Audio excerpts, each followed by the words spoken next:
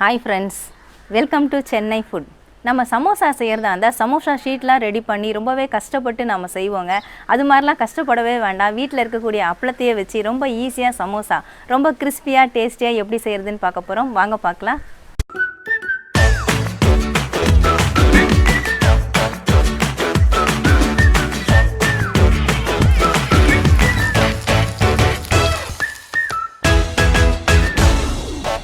அஞ்சே நிமிஷத்தில் செய்யக்கூடிய ஒரு ஸ்நாக்ஸ் ரெசிபி தாங்க பார்க்க போகிறோம். அதுக்காக ஒரு மிக்சிங் பவுல் எடுத்துக்கோங்க.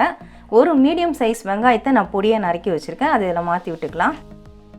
கொஞ்சமாக கொத்தமல்லி தழை அதையும் சேர்த்துக்கலாம். உங்களுக்கு பிடிச்சிருந்தா நீங்கள் துருவின கேரட்டு கூட ஒரு டேபிள் ஸ்பூன் அளவுக்கு சேர்த்துக்கலாம். 1/4 ஸ்பூன் அளவுக்கு சால்ட்டு அதை சேர்த்து விட்டுறேன். 1/4 ஸ்பூன் அளவுக்கு சில்லி பவுடர் அதையும் சேர்த்துக்கலாம். நம்ம பச்சை மிளகாய் எதுவும் சேர்க்கல, சில்லி பவுடர் மட்டும்தான் சேர்க்குறோம். ஒரு பிஞ்ச் அளவுக்கு மஞ்சள் பொடி, 1/4 ஸ்பூன் அளவுக்கு கரம் மசாலா அதையும் இதில் சேர்த்துறேன். இது எல்லாத்தையும் சேர்த்துட்டு நல்லா கலந்து விட்டுக்கோங்க. வெங்காயத்தை நல்லா மிக்ஸ் பண்ணி விட்டாச்சு பாருங்கள். இந்த மாதிரி மிக்ஸ் பண்ணி வச்சுக்கிட்டா போகிறோம். நம்ம வெங்காயம் வதக்கி சேர்க்கல, பச்சையாக தான் சேர்க்குறோம். இது மாதிரி சேர்க்கறதுனால நல்லா க்ரன்ச்சியாக இருக்கும். இது அப்படியே இருக்கட்டும். அடுத்ததாக 1 ஸ்பூன் அளவுக்கு மைதா மாவு எடுத்துக்கோங்க. இந்த மைதா மாவை நம்ம பேஸ்ட் மாதிரி நம்ம கரைச்சி எடுத்துக்க போகிறோம். நல்லா திக்கான பேஸ்ட்டாக ரெடி பண்ணிக்கலாம். கொஞ்சமாக தண்ணி விட்டுக்கோங்க. இதை ஒட்டுறதுக்காக நம்ம யூஸ் பண்ண போகிறோம். கட்டிலாம் இல்லாமல் இந்த மாதிரி கெட்டியாக மிக்ஸ் பண்ணி எடுத்துக்கோங்க. இந்த அளவுக்கு திக்னஸ் இருக்கணும். இப்போ இந்த பேஸ்ட்டும் அப்படியே இருக்கட்டும். அடுத்ததாக இதுக்கு முக்கியமான பொருள் என்னன்னு பார்த்தீங்கன்னா அப்பளம் தாங்க. நான் 6 அப்பளம் எடுத்திருக்கேன். இந்த அப்பளத்தை நம்ம 30 செகண்டு தண்ணியில் ஊற வச்சு எடுத்துக்கணும். ஒவ்வொரு அப்பளமாக நம்ம ஊற வச்சு எடுத்து தான் செய்ய போகிறோம். அதுக்காக இந்த மாதிரி நான் தண்ணி எடுத்து வச்சுருக்கேன். இதில் இந்த அப்பளத்தை நல்லா டிப் பண்ணிக்கலாம். ஊற விட்டால் தான் நல்லா சாஃப்டாகிடும். ஒரு 30 செகண்ட் ஊற விட்டுடலாம். இப்போ நான் 30 செகண்ட் ஊற விட்டுட்டேங்க. பாருங்கள் நல்லா சாஃப்டாக இருக்குது. இப்படி மடித்தா நல்லா இப்படி மடியுது பாருங்கள். இந்த மாதிரி மடியணும். நமக்கு எப்படி மடித்தாலும் நமக்கு மடியணும். இந்த மாதிரி நம்ம 30 செகண்ட் ஊற வச்சுட்டு தான் எடுத்து செய்ய போகிறோம். இதை நான் பிளேட்டில் வச்சுக்கிறேன். தண்ணிலாம் இல்லாமல் ஈரம்லாம் இல்லாமல் எடுத்துகிட்டு வச்சுக்கோங்க. இப்போ நம்ம ரெடி பண்ண அந்த ஸ்டஃபிங்கை இதில் வச்சுக்கலாம். உங்களுக்கு என்ன ஷேப் வேணுமோ அந்த ஷேப்பில் நீங்கள் செஞ்சுக்கலாம். நான் நடுவில் வச்சுக்கிறேன். அப்பளத்தோட சைஸுக்கு தகுந்தப்போல் நீங்கள் ஸ்டஃபிங் வச்சுக்கோங்க. இப்போ இதில் கொஞ்சமாக பேஸ்ட்டு தடவிக்கிறேன். ஒரு சைடு மட்டும். இதை இப்படியே ஃபோல்ட் பண்ணி பாருங்கள். கோன் ஷேப்பில் கிடச்சிருச்சு நமக்கு. இந்த இடம் நல்லா க்ளோஸ் ஆகிடணும். அந்த மாதிரி பண்ணிக்கோங்க. அதுக்கப்புறமா இதை அப்படியே உள்ளே தள்ளிடலாம். மறுபடியும் கொஞ்சம் நான் பேஸ்ட்டு ஒட்டிக்கிறேன். ஒட்டிட்டு இதை அப்படியே மடக்கி விட்டுடலாம்.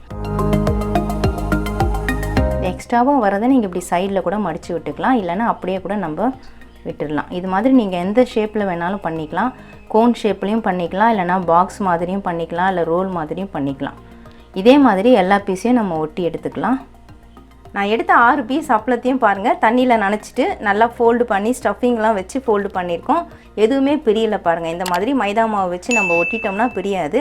இப்போ இது எல்லாத்தையும் நம்ம எண்ணெயில் போட்டு பொரிச்சு எடுத்துக்கலாம். பொரிக்கிறதுக்காக நான் அடுப்பில் கடாய் வச்சு எண்ணெய் ஊற்றி வச்சுருக்கேன். எண்ணெய் நல்லா சூடாக இருக்குது. ஒரு பீஸாக எண்ணெயில் சேர்த்துக்கலாம்.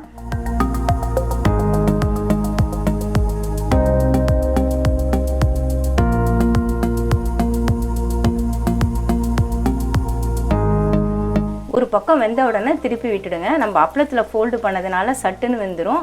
ஆனால் தீயை குறைச்சி வச்சு தான் இதை பொரிக்கணும். நல்லா எண்ணெய் சூடான உடனே அடுப்பு நீங்கள் மீடியம் ஃப்ளேமில் வச்சுருங்க. பாருங்கள் நல்லா எழும்பி வந்திருக்கு. இந்த மாதிரி கோல்டன் கலர் வந்த உடனே நம்ம எடுத்துடலாம். லைட்டு கோல்டன் கலர் வந்தாலே போதும். நல்லா கிறிஸ்பியாக இருக்கும். ஏன்னா நம்ம அப்பளத்தில் ரெடி பண்ணியிருக்கனால நல்லா ரொம்ப கிறிஸ்பியாகவே இருக்கும். இந்த மாதிரி எண்ணெய் வடியை விட்டுட்டு எடுத்துக்கோங்க. நான் பிளேட்டுக்கு மாற்றிக்கிறேன்.